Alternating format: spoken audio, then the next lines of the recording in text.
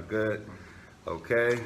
So, first and foremost, all praises to Abinawa, Yahweh, Ba'Hashem, Hamashiach Yahushai. It's your brother Josiah Gabar out of True Hebrews Under God, aka Thug Camp, and to my left. So today is another Sabbath, and it's also the new moon. You know, some brothers might be celebrating the Feast of Trumpets this year or this month, depending on, you know, we celebrated ours last month, but depending on when you celebrated Passover. We celebrated in March, some brothers celebrated in April. So today's the new moon, and it's also the Sabbath, so it's the double Sabbath. So today we're going to go over 1 Samuel chapter 4, chapter 5, and chapter 6. We're going to continue to go through the whole word so that brothers and sisters can get edified through the Spirit of the Most High in Christ. So 1 Samuel chapter 4, verse 1. So read that, brother. And the word of Samuel came to all Israel. Now Israel went out against the Philistines to battle, and pitched beside Ebenezer, and the Philistines pitched in Aphek. And the Philistines put themselves in array against Israel, and when they joined battle, Israel was smitten before the Philistines, and they slew of the army in the field about 4,000 men. So they killed 4,000, the Africans, they killed 4,000 men. So when we was going over the book of Judges, it was showing how Israel be righteous, we will overcome our enemies. We gotta start being wicked, the Lord punished us, put us back into slavery. So let's go over Deuteronomy 28 real quick to show one of the curses. Deuteronomy chapter 28. Read verse 15 first, and then we're gonna jump to 2 verses. Deuteronomy 28 and 15. Go on. But it shall come to pass, if thou wilt not hearken unto the voice of the Lord thy God, to observe to do all his commandments and his statutes which I commanded thee this day, that all these curses shall come upon thee and overtake thee. So let's read about one of the curses that came upon Israel. That's why we were slaughtered by the thousands by the Philistines, the Africans. Jump to verse 25 and read verse 26. The Lord shall cause thee to be smitten before thine enemies. Thou shalt go out one way against them, and flee 7 ways before them, and shall be removed into all the kingdoms of the earth. And that's going on right now. You know, the cops come, you know, you might have 20 brothers on the corner. The cop pull up, they all flee, going all separate ways. That's still part of the curses. Or the cop would kill one of us, brothers will flee. Or, you know, that's part of the curse. But check this out, verse 26. And thy carcass shall be meat unto all fowls of the air, and unto the beasts of the field, and no man shall fray them away. So that's what happened back then is going to happen now. Like, especially in these last days, it tells you in Revelations that when the Lord is going to tell these fowls, eat. You know, it's pretty much a buffet. And it's going to be, they're going to be eating the flesh of kings and captives and everybody that's being wicked. So go back to 1 Samuel chapter 4. So that's why it's very important to learn these laws, apply it to your everyday life, so that when that wrath come upon this earth, we'll be good. But if you ain't keeping them commandments, like I always tell brothers and sisters, don't be a one-day Israelite. Everybody know what a one-day Israelite is? You just, on the Sabbath, you got your fringes on, think you living righteous, blah, blah, blah. And then the rest of the 6 days, you're partying, you're smoking weed, you're selling drugs, you're doing all type of abomination. No. You got to serve the Lord every single day. Yes, he give us 1 day set aside, which is the Sabbath, to to rest and to honor him. That's 1 day required, but that doesn't mean you just don't honor him the rest of the days, or you just be wicked the rest of the days. No, you must still strive for perfection every day. So go back to 1 Samuel chapter 4 and read verse 2 again. And the Philistines put themselves in array against Israel. And when they joined battle, Israel was smitten before the Philistines. And they slew of the army in the field about 4,000 men. Continue. And when the people were come into the camp, the elders of Israel said, Wherefore hath Yahweh smitten us today before the Philistines? Let us fetch the ark of the covenant of Yahweh out of Shiloh unto us, that when it cometh among us, it may save us out of the hand of our enemies. So they put that trust in the Ark of the Covenant. So hold that. Give me Exodus chapter 25. So we're going to go and get our understanding of why they said what they said. Go fetch the Ark of the Covenant. Exodus chapter 25, verse 8 and 9, and then we're going to jump a little bit. Matter of fact, we're going to read 8 to 22, Slakio. So we covered this before, going over the Ark of the Covenant, but, we got new brothers and sisters, and I'm pretty sure new brothers and sisters listening. So read Exodus 25, 8 to 22. And let them make a sanctuary that I may dwell among them, according to all that I showed thee, after the pattern of the tabernacle, and the pattern of all the instruments thereof. Even so shall ye make it. So he gave us a pattern of the tents, of how you want the tabernacle, how you want it laid out. Go ahead. And they shall make an ark of shittim wood, 2 cubits and a half shall be the length thereof. So this is the structure of the Ark of the Covenant. Go ahead. And a cubit and a half the breadth thereof, and a cubit and a half the height thereof. And thou shalt overlay it with pure gold, within and without shalt thou overlay it. Go ahead. And shalt make upon it a crown of gold round about. Go ahead. And thou shalt cast 4 rings of gold for it, and put them in the 4 corners thereof. Can one of you brothers open the door for the brother? Go ahead. And 2 rings shall be in the one side of it, and 2 rings in the other side of it. And thou shalt make staves of shittim wood, and overlay them with gold. So you had the So you had the Ark of the Covenant, and you had you pretty much had poles or staves, which is a pole, because you couldn't touch the Ark of the Covenant. So that's why you had the poles, the rings, so that the pole can go through the rings, so that you can hold it on one side and the other people can hold it on the other side. Continue. Verse 12.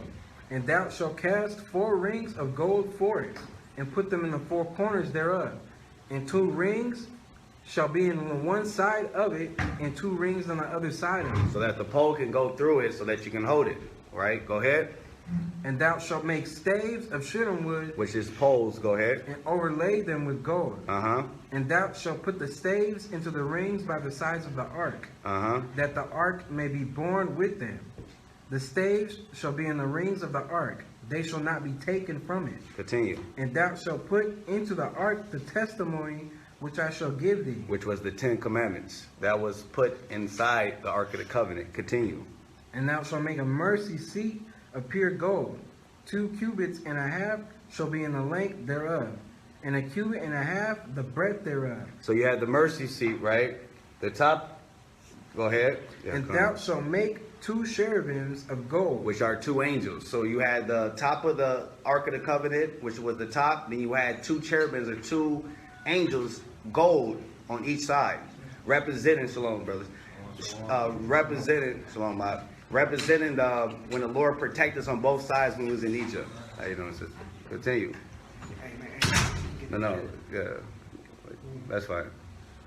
Verse 18. Go ahead. And thou shalt make 2 cherubims of gold, of beaten work shalt thou make them, in the 2 ends of the mercy seat. Go ahead. And make 1 cherub on that one end, and the other cherub on the other end. Even on the mercy seat shall you make the cherubims on 2 ends thereof. Go ahead. And the cherubims shall stretch forth their wings on high, covering the mercy seat with their wings, and their faces shall look one to another. Toward the mercy seat shall the faces of the cherubims be. Continue. And thou shalt put the mercy seat above upon the ark, and in the ark shall put the testimony that I shall give thee. And there I will meet with thee. So check this out. This is the point I was trying to make. So for everybody, I mean, you could look up pictures of what the Ark of the Covenant would look like, but it was pretty much you describe it as like a box. The Ark of the 2 tables of stones written by the finger of God, the 2 plates that with the 10 commandments laid upon. You put it inside, you covered it. That was the mercy seat, and then you had the gold angels forming their wings on each side, representing when the Lord led us. He protected us on both sides when we was in the wilderness, and he was in the midst of the congregation where there was angels protecting us from the front and the back. So it's symbolic as well. Continue, check this out, verse 22. This is the point I was trying to make. Go ahead. And there, We in Exodus chapter 25, verse 22. And we're going to go back to 1 Samuel. It's like y'all. Go ahead. and there I will meet with thee, and I will commune with thee from above the mercy seat, Which was in the middle. Go ahead. from between the two cherubims which are upon the ark of the testimony, Go ahead. of all things which I will give thee in commandment unto the children of Israel. So go back to 1 Samuel chapter 4 and read verse 3 again. So this is why they said that, because that Ark of the Covenant was very powerful. The Lord used to come down in the midst but only the high priest was able to deal with the Ark of the Covenant, which we're going to read that later. Go ahead. Verse 3. And when the people were come into the camp, the elders of Israel said, Wherefore hath Yahweh smitten us today before the Philistines? Let us fetch the ark of the covenant Let us go get that Ark of the Covenant, right? Go ahead. of Yahweh out of Shiloh unto us, that when it cometh among us, it may save us out of the hands of our enemies. So they understood that Ark of the Covenant, 1 Samuel chapter 4, verse 3. So they understood that the Ark of the Covenant had power, because the Lord will come down in the midst of us. So give me Joel chapter 2, verse 27, real quick.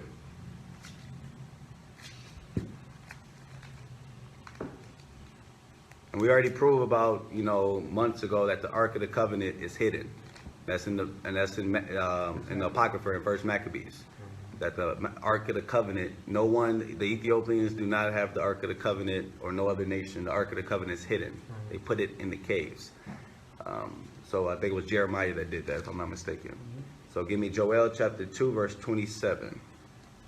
And ye shall know that I am in the midst of Israel, So the Lord's in the midst of Israel. Go ahead. and that I am Yahweh your God, And he's the Lord our God. Go ahead. and none else. And he's nobody else God.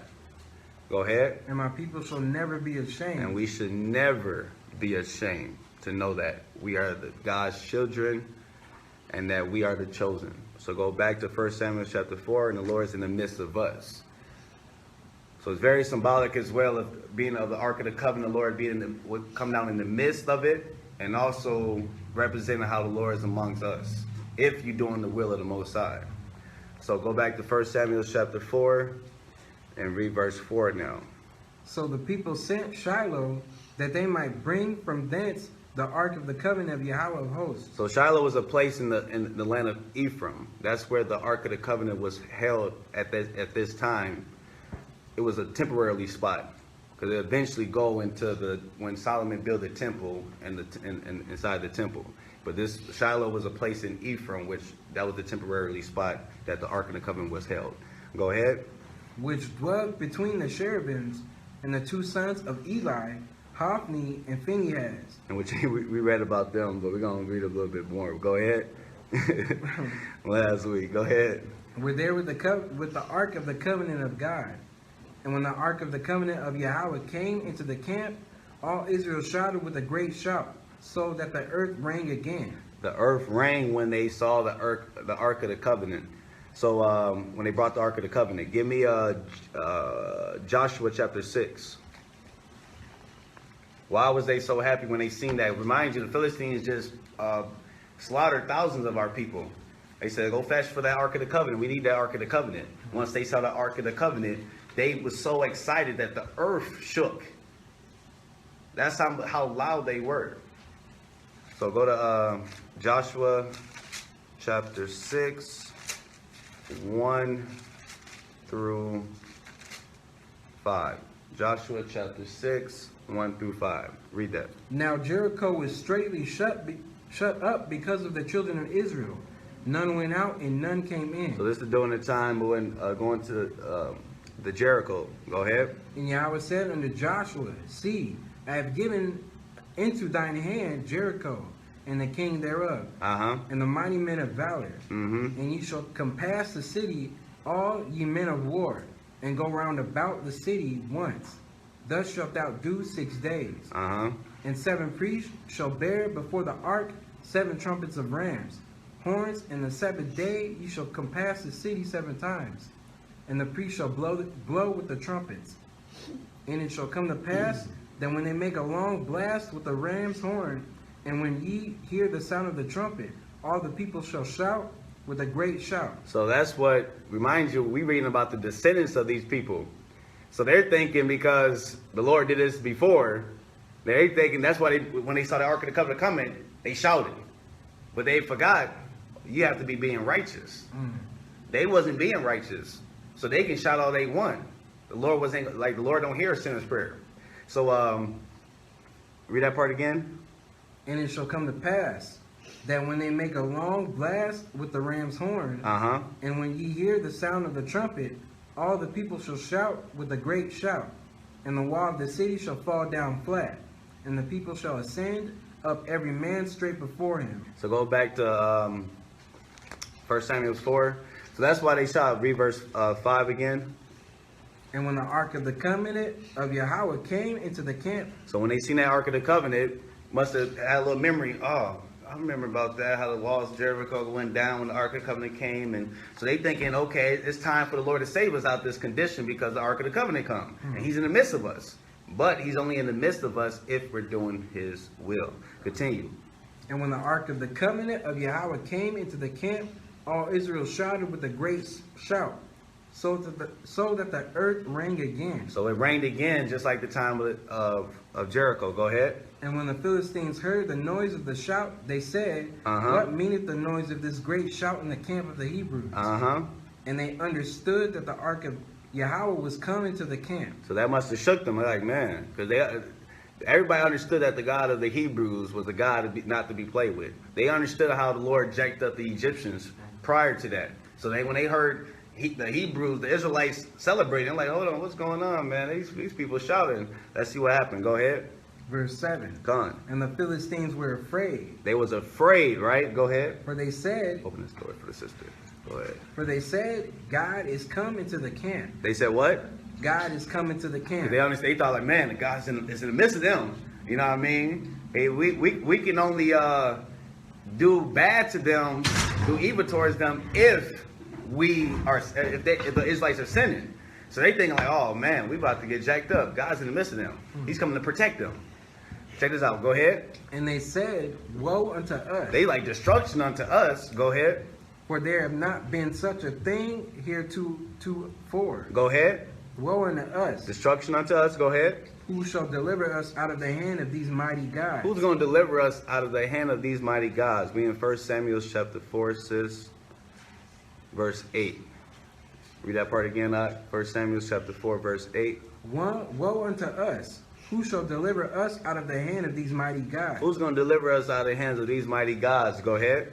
These are the gods. These Elohims, these angels. Go ahead. These are the gods that smote the Egyptians with all the plagues in the wilderness. So they understood about how Egypt got jacked up. And they understood that you didn't want to mess with the Hebrews if their God was amongst them. But as long as their God is away, as long as Israel is being rebellious, you can jack them up and do whatever you want with them, because their God is not going to help them. Go ahead, verse 9. Be strong and quit yourselves like men. So this is what the Philistines are saying, because they understood Israel being wicked. That's why they was able to slaughter 4,000 from the beginning, because they understood if Israel wasn't being wicked and they're being righteous, guess what? You ain't gonna be able to slay none of the Hebrews.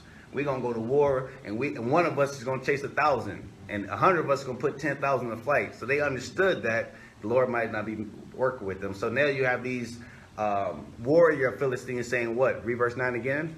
Be strong and quit yourselves like men. O ye Philistines. So he's like, be like men. Don't act like no females. Be like a man, like a warrior, right? Go ahead. That ye be not servants unto the Hebrews. So he's like, you don't want to be servants unto the Hebrews. Go ahead. As they have been to you, as we had them in slavery. Go ahead. Quit yourselves like men and fight. Act like men. Go to Judges 13:1. He like pretty much saying, don't be soft. Be like a man. You don't want to be have them put in slavery, or have us underneath them as we ruled over them. Judges 13:1. Read it. And the children of Israel did evil again in the sight of Yahweh. You see what Israel always doing? Always being rebellious, always being evil, always being wicked. And what happened? And Yahweh delivered them into the hand of the Philistines. So this is the precept for that verse in 1 Samuel 4 and 9. Read that one more again. And the children of Israel did evil again in the sight of Yahweh. And Yahweh delivered them into the hand of the Philistines 40 years. So we was in 40 years under the captivity under the Philistines. Is that on verse 1? Yeah. Okay, go back to 1 Samuel 4. And we all know Revelation 13, 9 and 10 talks about he that leadeth into captivity should go into captivity. He that killeth with the sword should be killed by the sword. So we understand when the Lord established the kingdom of heaven, that Israel is going to rule over all nations. It's going to have to be under subjection under Israel. So go back to 1 Samuel chapter 4 and read verse 9 one more time. Be strong and quit yourselves like men, O ye Philistines, that ye be not servants unto the Hebrews, as they have been to you. Quit yourselves like men and fight. So they understood that the Philistines had the Hebrews in slavery for 40 years. Go ahead. And the Philistines fought, and Israel was smitten. Because why? He was being evil. Go ahead. And they fled every man into his tent. They were scared. Go ahead. And there was a very great slaughter. For there fell of Israel 30,000 footmen. 30,000 men got put to death. Why? Because Israel is being wicked. There's going to be way more that's going to die in this last battle. It's going to be way more. Go ahead. And the ark of God was taken. And the what? And the ark of God was taken. The ark of the covenant was taken. Go ahead. And the two sons of Eli, Hophni and Phinehas, were slain. So we know, let's give me Romans 6:23. So Eli, for brothers and sisters that wasn't here last week, Eli was the priest. He was a Levite, and his two sons were Levite. But we'll read about that. But you read Romans 6:23. So why was his two sons slain? Romans 6:23. For the wages of sin is death. But the gift of God is eternal life. So now go back and let's read 1 Samuel chapter 2. Why was they slain? What did his two sons, which Eli was the priest, the high priest, what did his two sons do? You thinking if they're priests, they should know better, right? 1 Samuel chapter 2, we just going to read verse 22 and jump to 34. So 1 Samuel chapter 2, verse 22, and then read 34. So we're going to read about what his two sons did. Go ahead. Now Eli was very old, and heard all that his sons did unto all Israel. So he heard about what his sons did to Israel. Go ahead. What did they do? Go ahead. And how they lay with the women that assembled at the door of the tabernacle of the congregation. So they were sleeping with all the women that was going up there for help, for guidance. They were sleeping with them. Kind of like the church is doing and a lot of Israelites is doing too. Like, oh, since you need guidance, oh, come under my wing. Let me pray over you. And that's what Israel was doing. That's wicked. The Lord said you're not supposed to make whores out of the daughters of Israel. You don't supposed to do that. And they'll jump to 34. And this shall be a sign unto thee that shall come upon thy two sons. So this is the Lord telling them what's going to happen to his two sons. Go ahead. On Hophni and Phinehas. In one day shall they die, both of them. And that's what happens when what we read. They'll go to 2 Timothy chapter 3. 2 Timothy chapter 3. And we read about that last week, how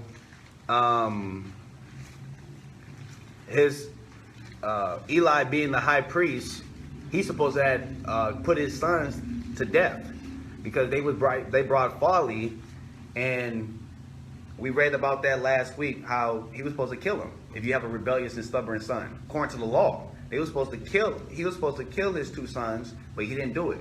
So we're gonna read about what happened to Eli as well for not doing what the law tells him. And him being a high priest, he's supposed to be blameless. So 2 Timothy chapter 3. And we're going to read 1 through 7. So this was going on back then. It was going on back during the time of Paul. It's going on right now. Read that, brother. This know also that in the last days perilous times shall come. So it's going to be hard times that's going to come. Rough times. That's why we got to prepare spiritually first, but also physically. We must get our houses in order. Each and every one of our brothers and sisters must be ready. Don't thinking that, kidding yourselves and deceiving yourself into thinking that you're doing the will of the Most High and you sin every day willfully. So read verse 2. For men shall be lovers of their own selves. So this was going on during the time of Moses. This was during the time of Joshua, in the time of Judges, Samuel, during the time of Paul, and now nothing new under the sun. Men should be lovers of their own selves. Go ahead. Covetous. Which, when you look up that word covet, is talking about love of money. People want to be loving money. Go ahead. Boasters, proud. Oh, very boasters. We're the only true camp in the world. If you're not part of this camp, you're not in the truth. Or all this other garbage we hear amongst Israel. That's folly. The Lord is dealing with the nation of Israel, the ones of us that's keeping the law, statutes, commandments, and having faith in Christ and Yahweh Shai. He's not dealing with one particular camp. That's blasphemy. So they could be boasters. Go ahead. Proud. People are going to be prideful. That's one of the things that the Lord hates, is a proud look. That's Proverbs 6. Go ahead. Blasphemers. Oh, Disobedient. people talk about they're the Holy Spirit. That's blasphemy of the Holy Spirit. Go ahead.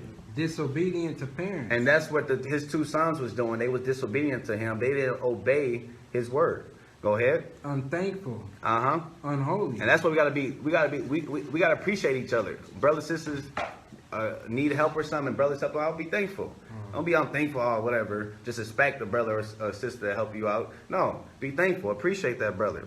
Go ahead. Unholy. Unholy. Not keeping the commandments. Go ahead.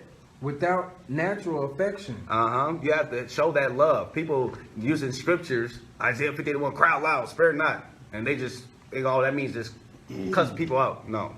You got to use wisdom. You must use wisdom. Yes, there's a time for everything, but you're supposed to have affection one towards another. That love from that brother and sister, no matter what camp they in, still show that love. These brothers is all gang banging in the truth because they wearing this color and other brothers wearing another color or whatever, or in different camps. Brothers like, oh, we ain't gonna say shalom.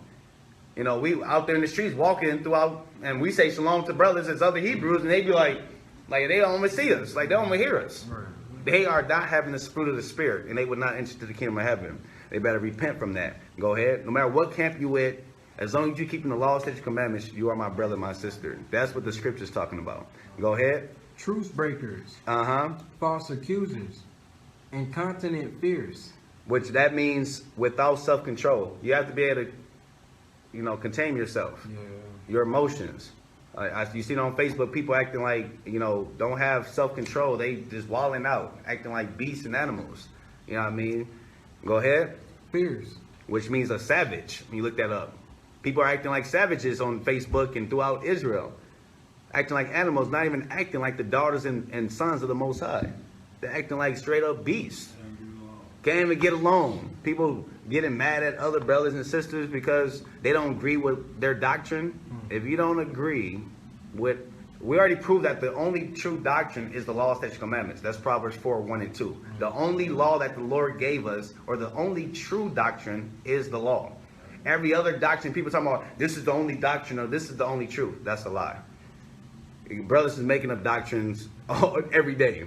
Now the new moon doctrine. Now new moon is not the new moon. The new moon is the full moon. But you got scriptures that's talking about the full moon, and then you got scriptures that says the new moon. So how can the new moon be the full moon when scripture's talking about the full moon and also the new moon? Separate, two different things. But that's what happens when you not keeping these laws, statutes, commandments.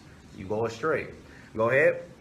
Despisers of those that are good. So people are you're going to get hated for this truth. If you live in good, Romans 7 and 12, keeping the laws. That's what's good. So people are going to hate you if you live in righteous. Your family might hate you. Your friends might hate you. They're like, oh, that brother think he's righteous. He might start, that's what your family's going to, the Lord tell you about what the family going to do. They're going to be your worst enemy. A man's foes should be they of his own household. So continue, brother. Verse 4, traitors. Traitors. I'm gonna turn my brother in for 5,000. That's a traitor. You got brothers snitching on each other in the truth. You got you got government workers snitching on each other in the truth. No, we don't supposed to do that. That's a traitor, giving over people for money. Look that word. Look up these words. You look up these words in the Strong Concordance. You'll get a whole better understanding. You'll be like, hold on, that brother said that he would do that. And this is exactly what it just lists. That's why it's good to look up these words. Go ahead. Heady, Which means reckless. Go ahead. high-minded, Uh-huh. lovers of pleasure more than lovers of God. They love about their flesh. You can't love your flesh more than your spirit. You got to love that spirit. Your spirit got to be able to overcome your flesh. You can't allow your flesh to overcome your spirit. Hey, brother, I can't make Sabbath today. Why? I was out with the honey, you know what I mean? No, you can't be doing that. That's loving pleasure more than the Most High's law, statutes, commandments. Continue. Having a form of godliness, but denying the power thereof. Uh-huh. From such turn away. So his sons are priests. They understood the power of the Most High. They understood. Our people was putting faith supposedly in the Ark of the Covenant, but they didn't really believe. A lot of people was hypocrites. So that's why they're denying the power thereof. You have to have faith. You can't believe in a higher power, but then don't believe at the same time. Or doubt. We don't supposed to doubt. We're supposed to believe and have faith. Go ahead. For of this sort are they which creep in our houses, And that's what the priest was doing, creeping in those women's houses. Go ahead. and led captive silly women laden with sins. And they saw women that was innocent. Oh, she's a sinner. I'm a high priest. Let me go creep into her house. Go ahead. led away captive with diverse lusts. And they slept with these women. They pretty much deceived these women because they were sinners. And they looked at these men as righteous, so they crept into their houses. Go ahead. Ever learning and never able to come to the knowledge of the truth. Ever learning. Read that one more time. Ever learning and never able to come to the knowledge of the truth. The truth is the law. That's why we covered the law. So that's the only truth. The only truth is the law. And the Lord comes in a volume of the book. That's why he was able to say that he is the way, the truth, and the life. No one can come through the Father but through Christ. Not through no camp or nobody else. So go back to 1 Samuel. So that's what was going on. So we must apply these laws daily. Okay, where we was at verse 11, read verse 12. And there ran a man of Benjamin, Oh, it's like it. Read verse 11 again. and the ark of God was taken, and 2 sons of Eli, Hophni and Phinehas, were slain. Because they was being wicked, fornicating. Go ahead. And there ran a man of Benjamin out of the army, and came to Shiloh the same day with his clothes rent, and with earth upon his head. During the time of mourning, we put dust upon our head. That was a sign of mourning.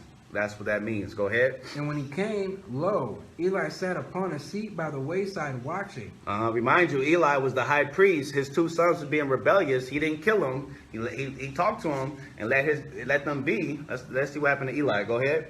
For his heart trembled for the ark of God. And when the man came into the city and told it, all the city cried out. And when they Eli- heard about the Ark of the Covenant being taken, everybody's in mourning. What? The Ark of the Covenant is taken? Go ahead. And when Eli heard the noise of the crying, he said, What meaneth the noise of this tumult? What is all this noise going on? Mind you, he's an elderly man. Go ahead. And the man came in hastily and told Eli. Go ahead. Now Eli was 98 years old. 98 years old man. Go ahead. And his eyes were dim that he could not see. So he's going blind. Go ahead. And the man said unto Eli, I am he that came out of the army, and I fled today out of the army. And he said, What is there done, my son? And the messenger answered and said, So he's like, what's going on? What happened? Go ahead. Israel is fled before the Philistines, and there have been also a great slaughter among the people. And thy 2 sons also, Hophni and Phinehas, are dead, and the ark of covenant and the ark of God is taken. So think about it. A 98-year-old brother, a high priest, a Levite, 98 years old, just found out his 2 sons died, and the Ark of the Covenant is gone. What do you think he'll do? Go ahead. And it came to pass, when he made mention of the ark of God, that he fell from off the seat backward by the side of the gate, and his neck brake. His neck broke.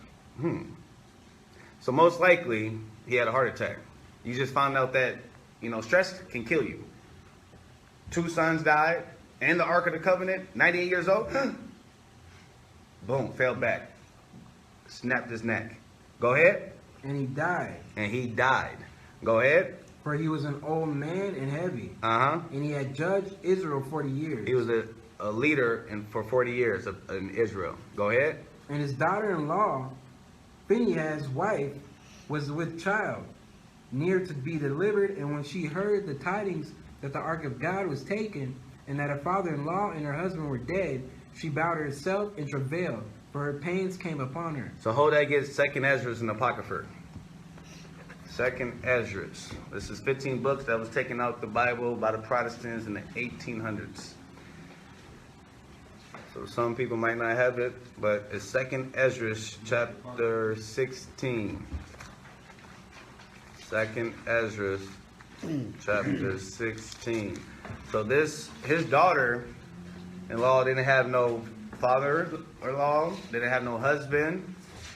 So 2nd Ezra 16 verse 33, this happened back then, this is going to happen now in these last days. Read that. 2nd Ezra chapter 16 verse 33. The virgins shall mourn. The virgins, young women shall mourn. They mourn back then, they're going to mourn today. Go ahead. Having no bridegroom. Having no husband. Go ahead. The women shall mourn, having no husband. Go ahead. Their daughters shall mourn, having no helpers. Their daughters shall mourn, and that's what she was doing. His daughter was mourning because she had nobody to help no more. Her husband was dead. Her father's dead. She had nobody to help her. Read that part again, verse 33. The virgins shall mourn, having no bridegrooms. Virgin represent young woman. Go ahead. The women shall mourn, having no husband. Uh-huh. Their daughters shall mourn, having no helpers. Go ahead. In the wars shall their bridegrooms be destroyed, and their husbands shall perish of famine. So read verse 34 again, Slakia.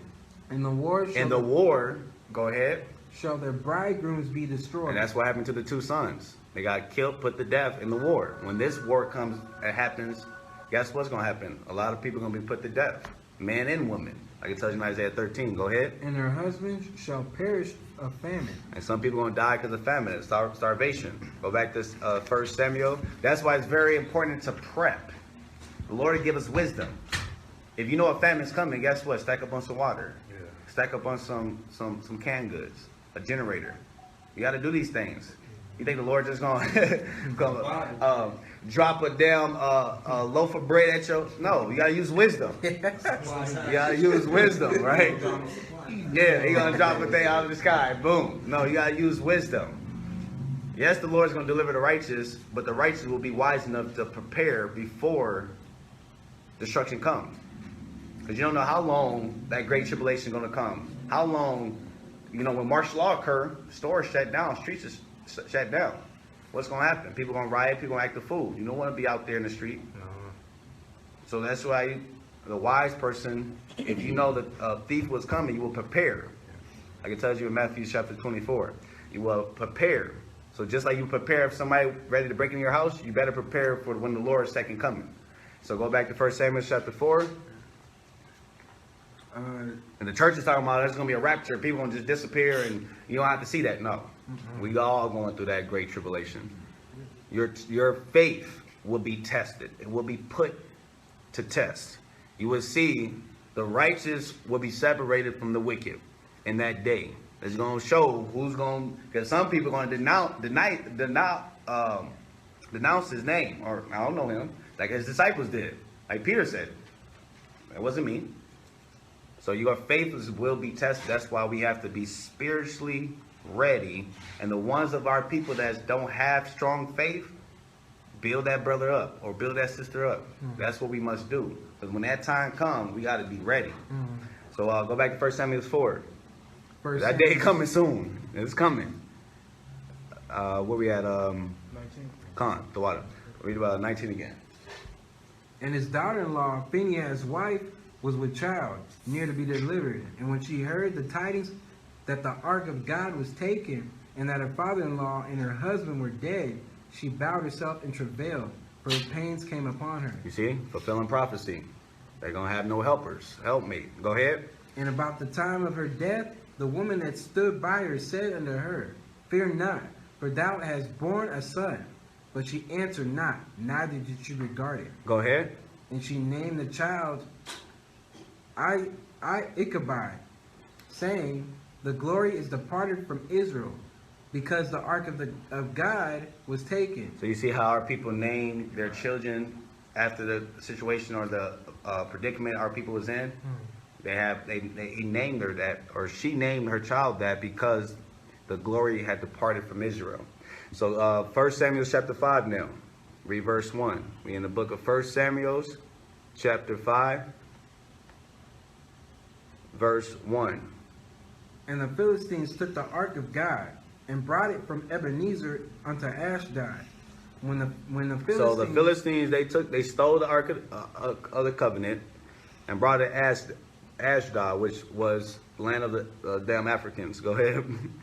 Go ahead. When the Philistines took the ark of God, they brought it into the house of Dagon and set it by Dagon. So everybody remember who Dagon was, or Dagon was? What kind of God? No, but what kind of God was he? What did he look like? Dagon or Dagon? He looked like a fish. Fish god. Yeah, He was a fish That's god. why the Pope and them be having them little hats. Gone. Yeah. So you had, he had a human body. Like half of his body was like a human, and then half of the body was a fish, like a fish tail. You know, so that was that was their god. Go ahead. And when they of Ashdod arose early on the morrow, behold, Dagon was fallen upon his face to the earth before the ark of Yahweh. So they put the ark of the covenant right next to their god, and so their god failed. That's too much power. You know, be next to the ark of the covenant. So their god, that idol, failed. Go ahead. And they took Dagon and set him in his place again. So they put him back in his place after he failed, right? Go ahead. And when they arose early on the morrow morning, behold, Dagon was fallen upon his face to the ground before the ark of Yahweh. So they failed again. Go ahead. And the head of Dagon and both the palms of his hands were cut off upon the threshold. So his body, top body, pretty much broken to pieces. Go ahead. Only the stump of Dagon was left to him. Only the bottom half, the fish part, was left. His top broken to pieces. Go ahead. Therefore neither the priests of Dagon nor any that come into Dagon's house tread on the threshold of Dagon in Ashdod until this day. Meaning none of the priests will come near those broken pieces. Meaning they wouldn't tread upon it. They wouldn't walk upon those broken pieces. They was too afraid. So they wouldn't come near those broken pieces that fell in the house of Dagon, their god. Go ahead until this day. Go ahead. But the hand of Yahweh was heavy upon them of Ashdod. And he destroyed them. So he destroyed those people, those Hamites. Go ahead. And smote them with hemorrhoids. Which is hemorrhoids. Anybody know what hemorrhoids is? That's anal disease, cancer, pretty much. He's got them, plagued them. Yeah. Right? Yeah, that's why it's good to look up words. If you don't know what it is, I'll look it up. I look up words all the time. Yeah.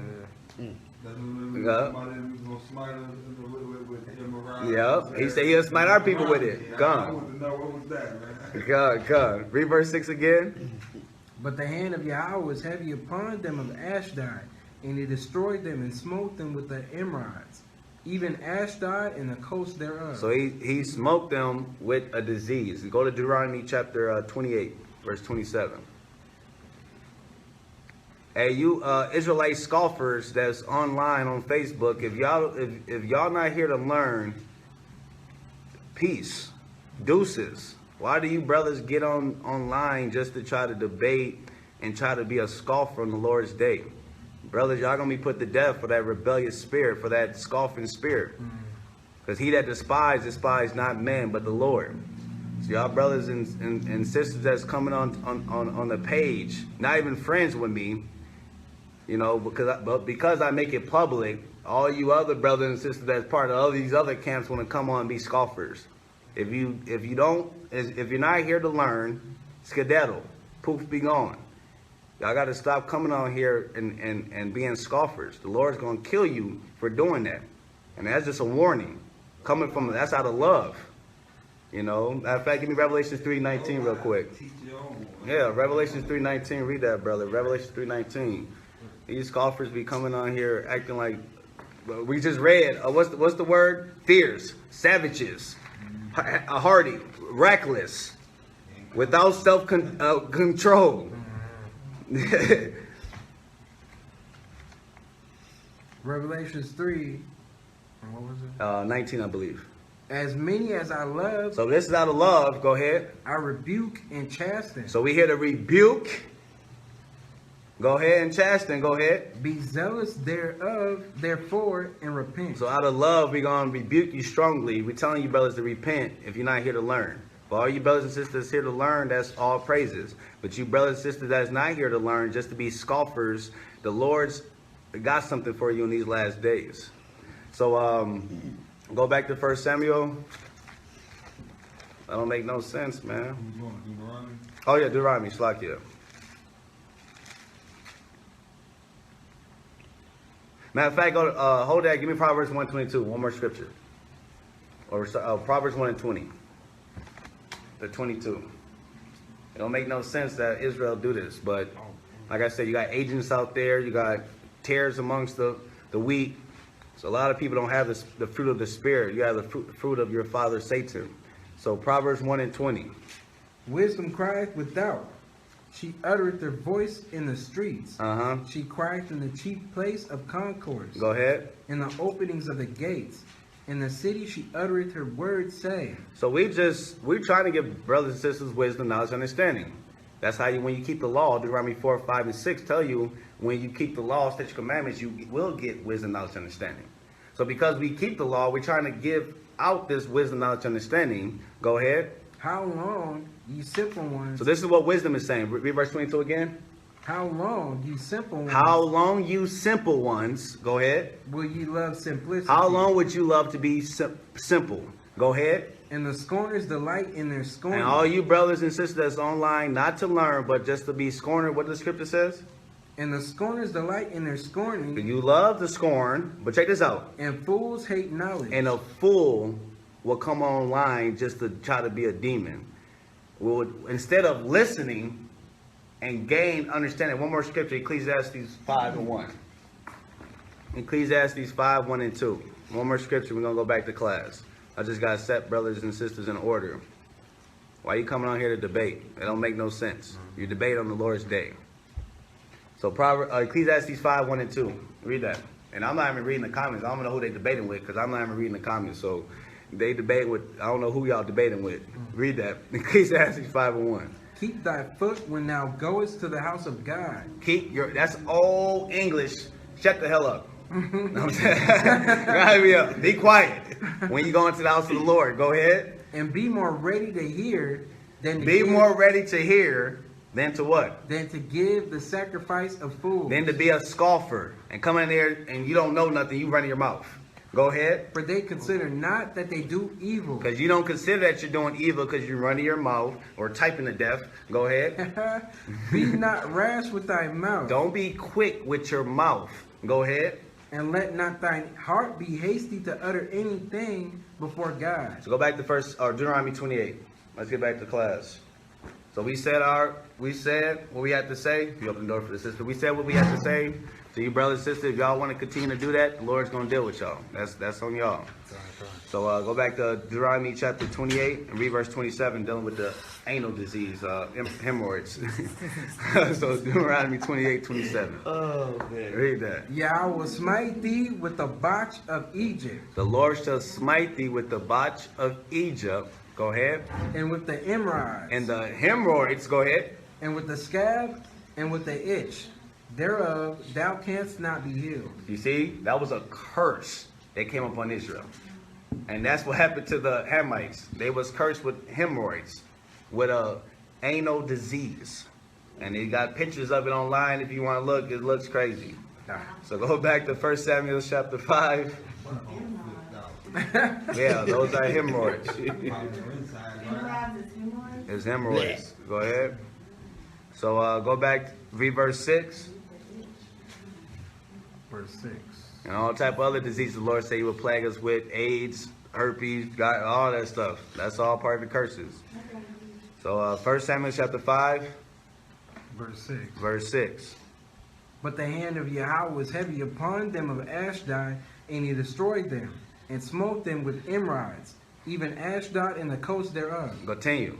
And when the men of Ashdod saw that it was so, they said, the ark of the God of Israel shall not abide with us. They got scared. Oh, what the hell is going on? Hey, we shouldn't have this ark of covenant around us. Go ahead. Too powerful. Go ahead. For his hand is sore upon us, and upon Dagon our God. Because he's cursing all of us. The whole house and our God fell on his face first. Go ahead. They sent thereof and gathered all the lords of the Philistines unto them, So they got all the masters, the leaders, the kings, the judges. Go ahead. and said, what shall we do with the ark of God of Israel? So that's the question. What are we going to do with this ark? This is my plaguing us. Go ahead. Just imagine how much pain they're in with these hemorrhoids. Go ahead.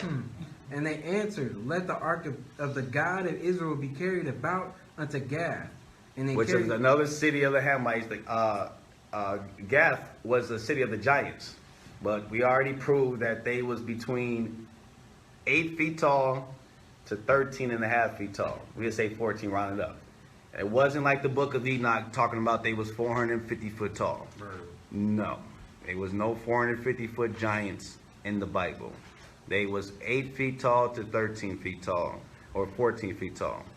There wasn't no 450 foot giant sleeping with the daughters of men. That don't make no sense. Ain't no 450 foot man gonna be able to stick his rod inside a 5'5" woman. Let's use common sense. Just use common sense. A lot of brothers don't have common sense. Use common sense. We'll go back to 1 Samuel chapter 5. chapter 5, verse 8. Go ahead. They sent therefore and gathered all the lords of the Philistines unto them, and said, what shall we do with the ark of the God of Israel? And they answered, let the ark of the God of Israel be carried about unto Gath. And they carried the ark of the God of Israel about thither. And it was so that after they had carried it about, the hand of Yahweh was against the city with a very great destruction. And he smote the men of the city, both small and great, and they had hemorrhoids in their secret parts. So precept that they had hemorrhoids in their secret part. What was the secret part? Psalm 78 and 66. To further prove it was talking about the behind. Psalm 78 and 66. So they got hemorrhoids. Yeah. Yeah. God. So Psalm 78 and 66. And he smote his enemies in the hinder parts. When you up that word hinder in the strong concordance, it represents your behind. Read that part again. This is what he did to the Africans. And he smote his enemies in the hinder parts. And the behind. Go ahead. He put them to a perpetual reproach. He cursed them. So go back to 1 Samuel chapter 5. And go to 10. Therefore they sent the ark of God to Ekron. They went to another Hamite city. Go ahead. And it came to pass. They sent it to all. They're like, oh, I don't want it. Yeah. Go ahead. And it came to pass as the ark of God came to Ekron that the Ekronites cried out. But these brothers, these Africans cried out like, hold up, man. Go ahead. Saying, they have brought about the ark of the God of Israel to us to slay us and our people. So they're like, oh, you trying to get us now because y'all got cursed. Now y'all trying to put it up on us? Oh, hell no. Nah. Go ahead. So they sent and gathered together all the lords of the Philistines and said, send away the ark of the God of Israel. Like, we don't want this. Nope, not in our land. Nope, we heard about what happened to y'all over there. We heard the cry from over here. I think y'all trying to deceive us. We heard it. Go ahead. And let it go again to his own place. Go back to the land of Israel. Go ahead, take it back to the land of Israel. Go ahead. That it slay us not. Because they feared. They was a smart tribe. Go ahead. And our people. For there was a deadly destruction throughout all the city, and the hand of God was very heavy there. Because they weren't supposed to deal with the Ark of the Covenant. Only the high priest was supposed to touch it. They were supposed to not even touch the Ark of the Covenant, but only touch the poles, the staffs. You ain't supposed to touch it. You ain't supposed to uncover it. We're going to read about in chapter 6 what happened. Continue, verse 12. And the men that died not were smitten with the emerods. So the man that didn't get put to death, they was put with the emerods, with the hemorrhoids. Go ahead. And the cry of the city went up to heaven. And it reached up to heaven. So now let's go to 1 Samuel chapter 6, last chapter. And then we open up for questions, not for debate. Because some of you brothers that's got that spirit, once I get chance, block. Yep. Made that post about I know about that block button, and other brothers and sisters, you don't have to have that. If a person have a spirit that's just off, block them. Don't waste no time. Don't try to go into this, block them. Because a lot of these brothers and sisters, they have that type of spirit. They ain't trying to listen. They ain't trying to come here to learn. They just want to be scoffers. That's why I'm glad the Lord allowed them to put on Facebook a block button. And I'll block you easy as that. On my list, when you look on Facebook, you see my list, about 100 folks plus blocked. And you don't get more. So 1 Samuel chapter 6. There's going to be more by the end of the year. So 1 Samuel chapter 6, verse 1. So let's get understanding about what's about to happen. So start at verse 1. Come on. And the ark of Yahweh was in the country of the Philistines 7 months. So 7 months it was passed around the country of the Africans. The Philistines. Go ahead. And the Philistines called for the priests of the diviners, saying, What shall we do to the ark of Yahweh? Tell us wherewith we shall send it to his place. So go to Deuteronomy chapter 18. So who they go hire, or who they go seek counselor to? The priests. And we're going to find out who these diviners is. So Deuteronomy chapter 18. That's why the Lord told us not to do this. Because this is not our custom. This is the custom of the heathens. Deuteronomy 18, verse 9 through 12. Check this out. When thou art come into the land which Yahweh thy God giveth thee, thou shalt not learn to do after the abominations of those nations. We ain't supposed to learn to do after the abominations of the other nations. The Egyptians, the Africans, the other Hamitic tribes, the Moabites, the Ammonites, the Hittites, all them other nations, the Edomites, Ishmaelites. Pretty much we ain't supposed to follow after all the other people. We're supposed to follow these laws, statutes, commandments. But check this out. Go ahead. What was the other nations doing? Go ahead. There shall not be found among you any one that maketh the son or his daughter pass through the fire. They were sacrificing their kids. Go ahead. Or that useth divination. Divination, witchcraft. That's what that's why they went to. Those Africans went to the priests and to the witches. Go ahead, and the wizards. Go ahead. Or an observer of time. Or observer of time. Go ahead. Or an enchanter. Or a witch. Or what? Or a witch. Go ahead. Or a charmer. Or a consulter with familiar spirits. Like that movie Ghost, which what was that? Whoopi Goldberg was doing. Go ahead. Or a wizard, or a necromancer. With a person that seek after other gods. So all that pretty much is is another name for witch and witchcraft. That's what they was doing. They was doing all type of charming and divination, which is witchcraft, and seeking after other gods. We ain't supposed to do that. We're supposed to fear God and keep his commandments. That's what we must do. We aren't supposed to learn that the other nation. A lot of the things that our people do is not our custom. We learned that from the Egyptians and on. So go back to 1 Samuel chapter 6. 1 Samuel chapter 6 and 3. Like the Issachar, the so-called Mexicans, they got that Santa Maria. No, not that. That's Dominicans, but they have the like the Feast of Dead or something. Yeah. That's the Egyptian custom. Yeah. They got that from Egypt, but they go hard with that, and that's the Egyptian custom. No, Cinco de Mayo. That's dealing with the blacks, natives, and Mexicans that came together and defeated the Spaniards. That's what Cinco de Mayo was about. Yeah. So go back to 1 Samuel chapter 6. But then they eventually got conquered like 3 years later. So, come on. Verse 3. And they said, If ye send away the ark of the God of Israel, send it not empty, but in any wise return him a trespass offering, then ye shall be healed. So the priests and their witches, and wizards, they understood that the Lord required a burnt sacrifice. So read verse 3 again. Or trespass, because they did a trespass against the Lord by taking the Ark of the Covenant. Go ahead. And they said, if ye send away the ark of the God of Israel, send it not empty. Don't send it empty. Go ahead, because we just made a trespass against the Lord. So now we're going to have to send a trespass offering. Go ahead. But in any wise return him a trespass offering. They understood. The Lord required an offering.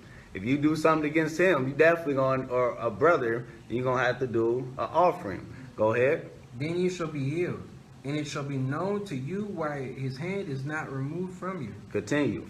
Then said they, what shall be the trespass offering which we shall return to him? So you remind you, these are Hamites. The Lord, for the Israelites, he required what? Animal sacrifice back then. We all know the Lord became the ultimate sacrifice, but that's what they did. Go ahead. They answered 5 golden emerods 5 golden emerods. Go ahead. and 5 golden mice. Because the Lord plagued them with mice as well. Go ahead. So they had pretty much a pieces or an idol or whatever, call it, in the shape of an emerald. And then they had a shape of a mouse. 5 of them. Go ahead. 5. Go ahead. According to the number of the lords of the Philistines. According to all the number of those 5 different cities that got plagued with mice and hemorrhoids. Go ahead. For one plague was on you all, and on your lords. The plague was on everyone. Everybody got it. Just like when Egypt, when the Lord killed the firstborn, he didn't just say, okay, I'm going to just kill the firstborn of the Pharaoh. He killed every Egyptian firstborn, cattle and baby. Go ahead. Wherefore ye shall make images of your emerods and images of your mice that mar the land. That destroy the land. Go ahead. And ye shall give glory unto the God of Israel. Peradventure he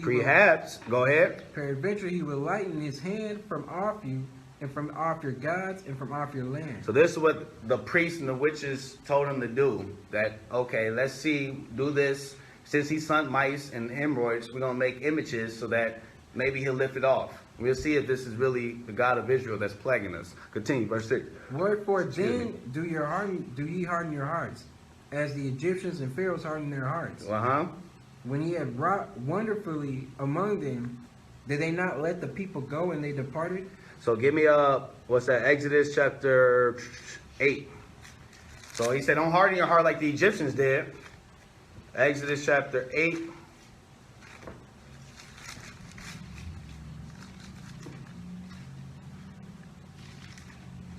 Verse 30 and 32.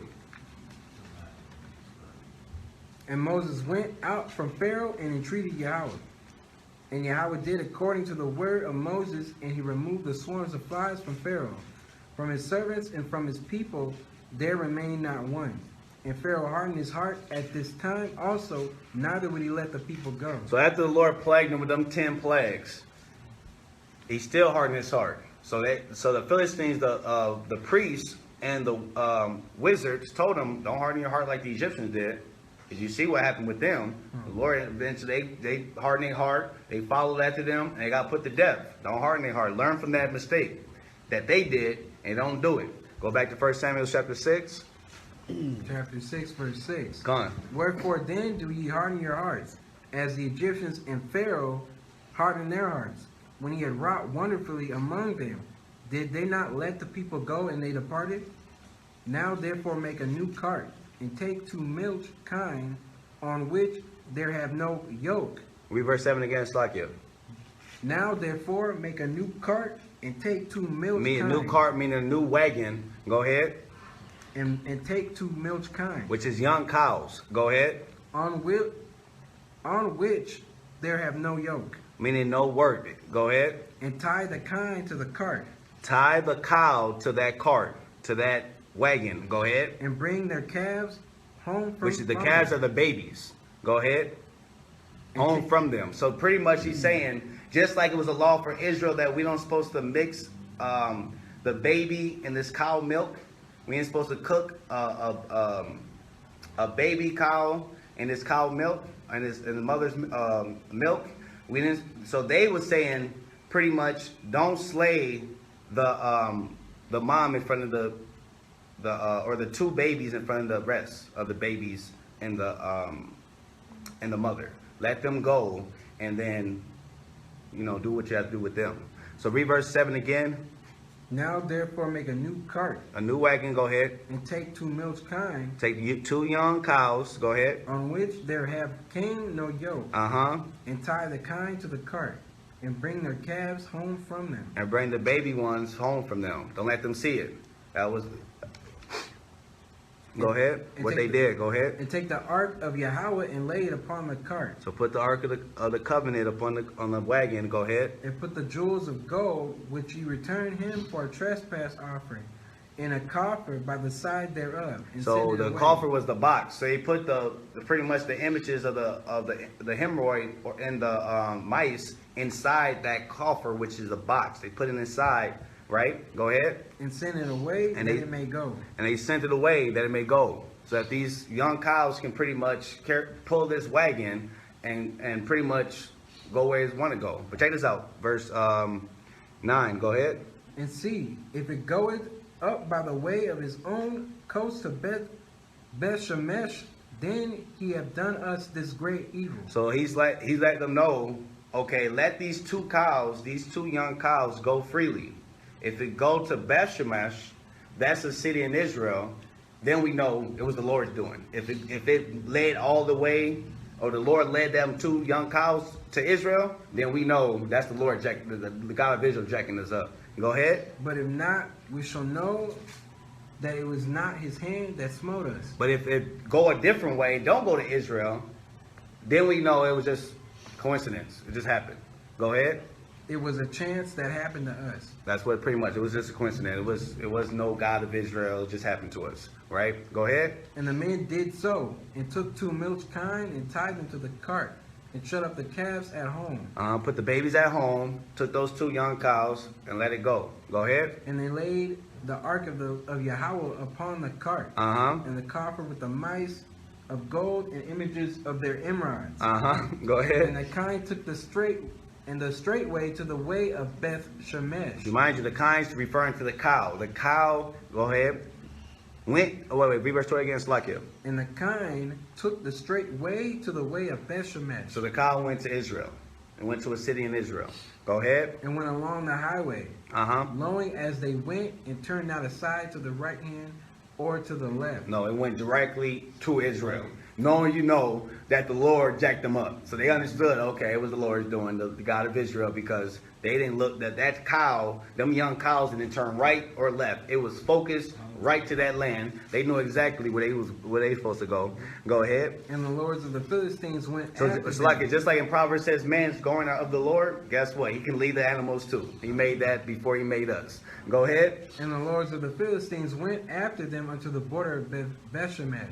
And they of Beth Shemesh were reaping their wheat harvest in the valley. And they lifted up their eyes and saw the ark and rejoiced to see it. So there's a city in Israel. They seen the Ark of the Covenant coming in, right? Go ahead. They happy. Oh, yes. Go ahead. And the cart came into the field of Joshua, a Beth Shemite. A what? A Beth Shemite. An inhabitant of Beth Shemesh. But a lot of people might say, oh, he wasn't an Israelite.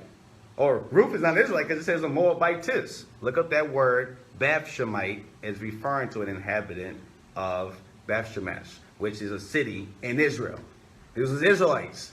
It's not, so the scriptures is not always plain in what people want it to be. Just like we're called Americans. We're not Americans. We just living in America.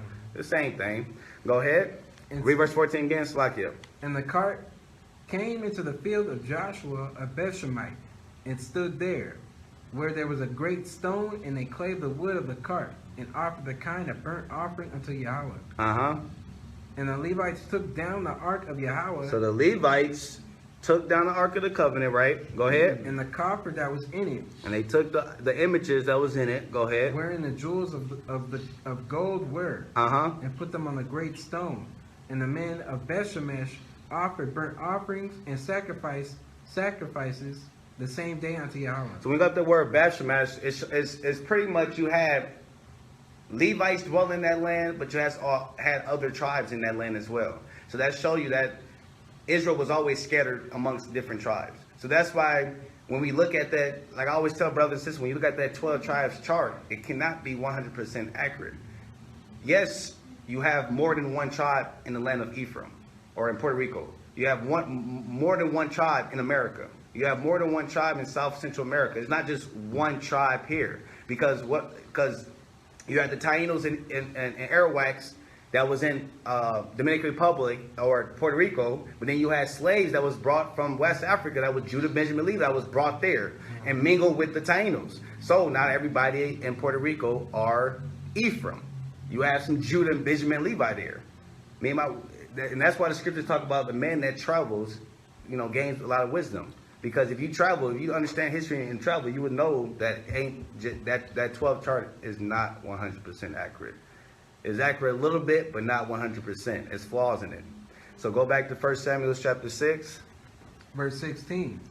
And when the 5 lords of the Philistines had seen it, they returned to Ekron the same day. No, it's like I had a precept for verse 15. 2 Samuel 6, 1 and 7. So 2 Samuel chapter 6, verse 1 and 7.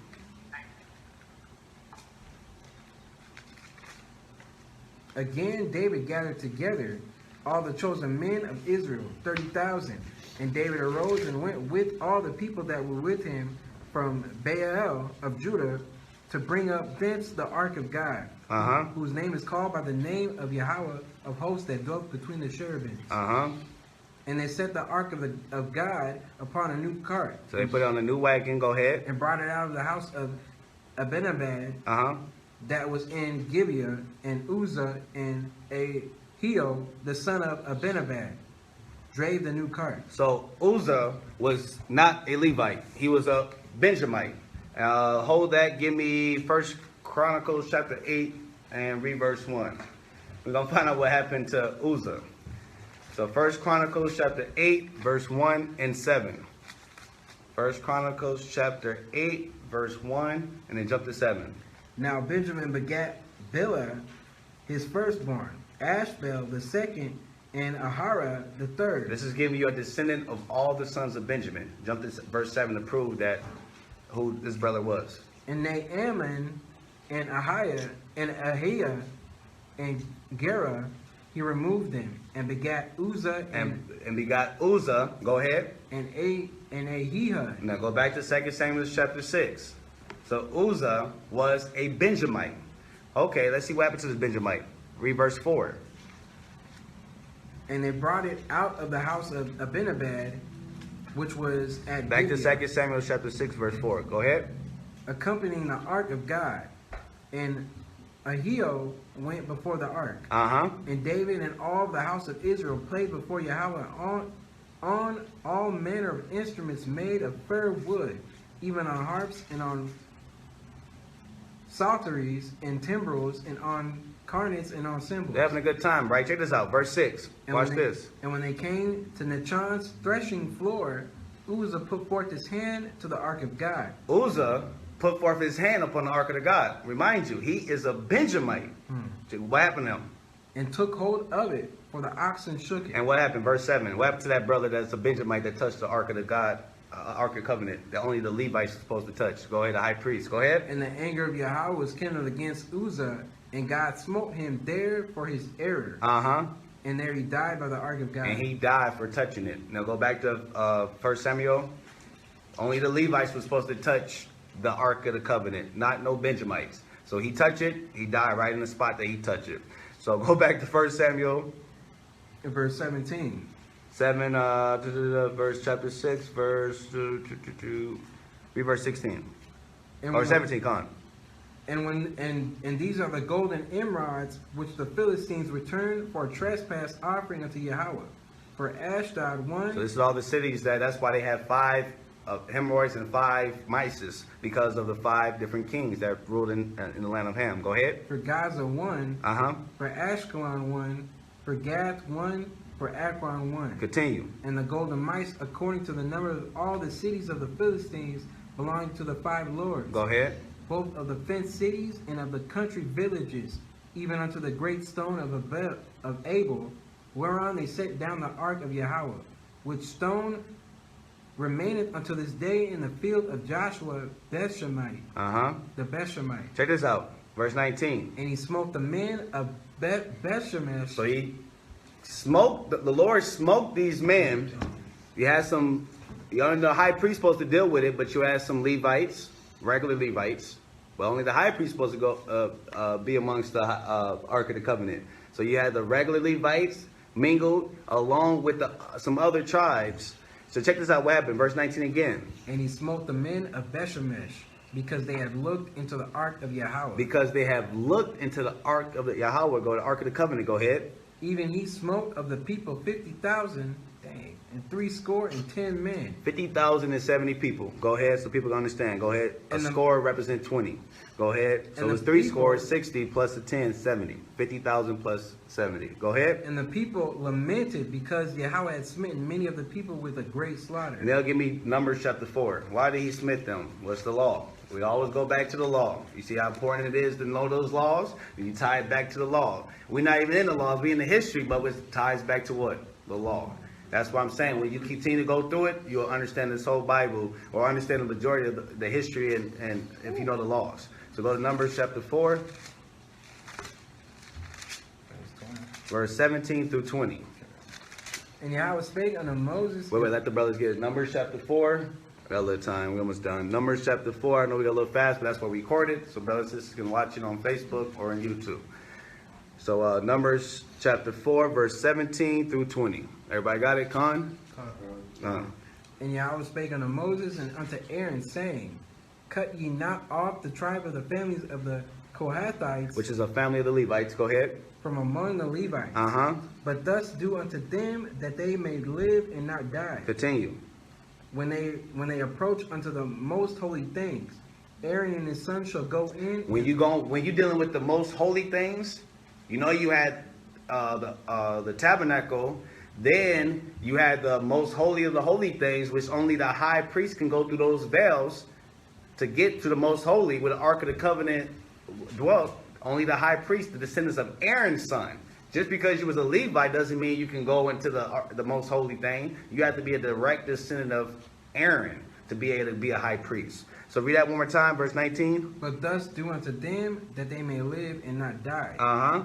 When they approach unto the most holy things, Aaron and his sons shall go in and appoint them every one to his service and to his burden. Aaron and his sons and their descendants supposed to point, okay, you over here, you do that. The high priest. So take this out, go ahead, verse 20. But they shall not go in to see when the holy things are covered, lest they die. So they ain't supposed to uncover or try to look into it. Why did these brothers die? Go back to 1 Samuel chapter 6.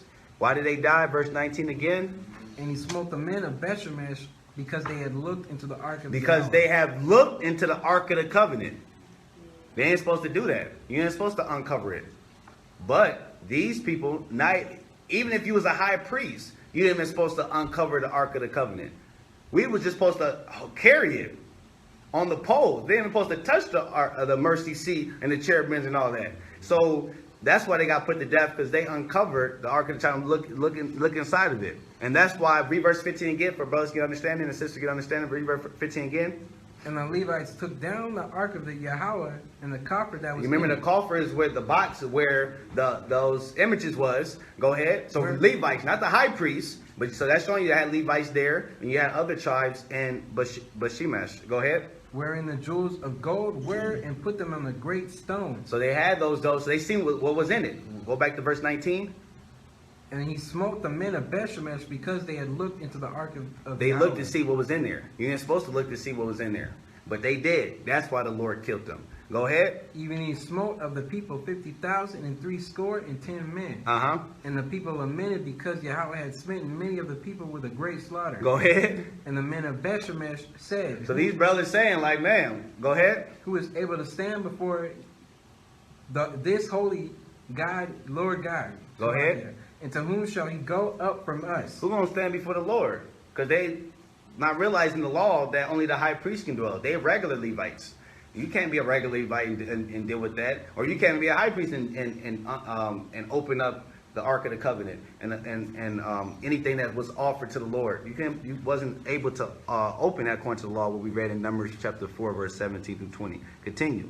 And he sent messengers to the inhabitants of Kirjath So when we read about it next week, we're going to find out that these people that was dwelling and I ain't even gonna try to pronounce it. Karath Jerim, yeah, that Jerim, yeah, that they was the Levites. We don't, and it's gonna prove it in the next chapter, but we're gonna read that next week. So read verse 21 again. And they sent messengers to the inhabitants of T.H.U.G.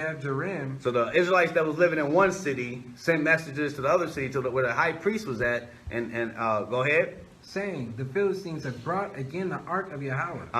Come ye down. Come ye down and do what? And fetch it up to you. You see that? They understood. Oh, we gotta go get the high priest. We're going to another city. Hey, high priest, come get this. The Philistines just brought this back. You need to come get it. And when we're going to read it to next week, we're going to read about what happened and proving that those people that was living in that city, I can't pronounce, Karath Jerim, was Israelites. You know, so all praises to Abba Yahweh by Hashem, Hamashiach Yahushai.